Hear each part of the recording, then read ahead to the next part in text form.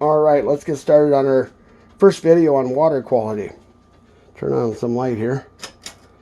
Alright. This right here is my water softener. And I'll go through that first. I've had this apart several times. I know how this works inside out. I've had to clean it so many times. I don't know if I could do it in the dark, but it'd be close. How many houses have one of these? This is a note that Roxy wrote down.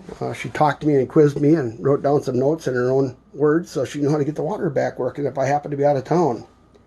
And by the way, I don't go out of town very much, so you know that there's a high likelihood for it happening. This little guy here, this is our automatic back flushing sediment filter. We used to use like a whole home filter, but I think if we were going to keep that up, we would have had to get Roxy another job. But nonetheless, this is a programmable unit. Well, you can see all the garbage is still on there from probably last July, the last time I messed with this. Anyways, it's programmable. It'll run once a day for between 1 and 30 days. In our case, I would have liked it to have ran, I don't know, 4 to 6 times a day. Would have been nice. Also, sometimes it was so plugged up. You know, I'd do this probably at 6 o'clock in the morning, 5:30 in the morning. At one time, Roxy was going to work when she worked in Grantsburg, still here. She'd wake me up 2 to 3 times a week to go through and get this working. The solenoid right here and the mechanism allows it to backflush. That a lot of times had gunk in it. I mean, it's not Burnett Plumbing's fault. I mean, or anything like that. It's a wonderful unit. I highly recommend one of these. But nonetheless, these filters right here. When I come down here, and for years and years and years after I put it in, this is a solid orange, brown orange.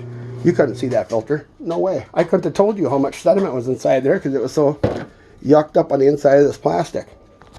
So when she'd wake me up, I'd come down here, and hopefully that thing wouldn't be plugged back there. That was always a worse morning. But nonetheless, here we got some filters.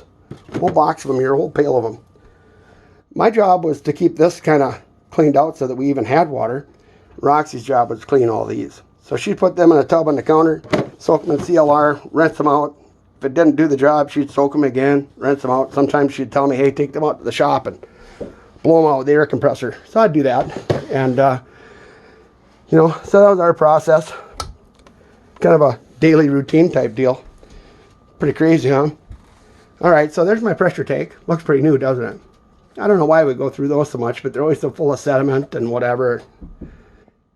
Usually my pressure switchers don't last a long time, and I actually considered putting one of these ahead of the pressure tank in the switch, and then cycling this one 12 hours apart from that one, and then I could have 2 of them going. But you know, and these they just run 24 hours from the last time they ran.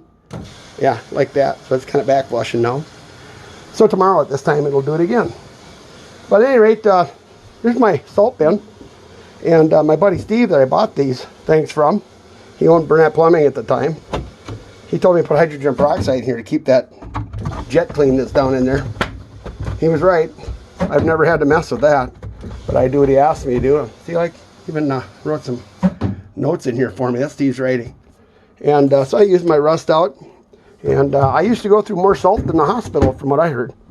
But at any rate, right now we're down to, instead of using a bag of salt every 7 to 8 days, right now I cycle my water softener right in the area about every 15 days, I suppose, 20 days.